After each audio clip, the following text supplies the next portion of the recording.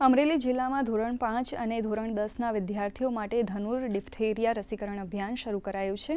જિલ્લામાં અત્યાર સુધી સરેરાશ 70% વિદ્યાર્થીઓને રસી આપવામાં આવી છે।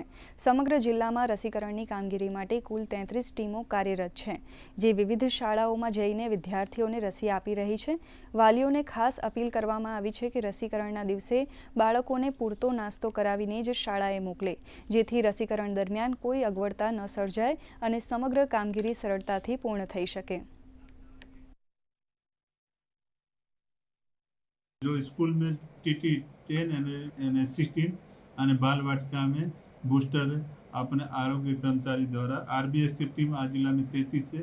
ये टीमों द्वारा नियमित કરવામાં આવે છે।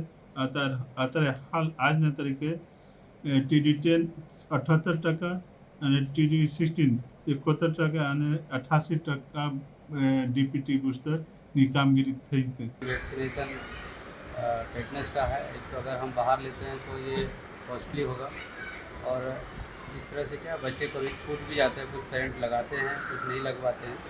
ऐसे कंपल्सरी सारे स्कूलों में गवर्नमेंट करा रही है वैक्सीनेशन, तो मैंडेटरी रूप से सारे बच्चे को ये लग जाएंगे और आने वाले वो खतरों से फ्री हो जाएंगे।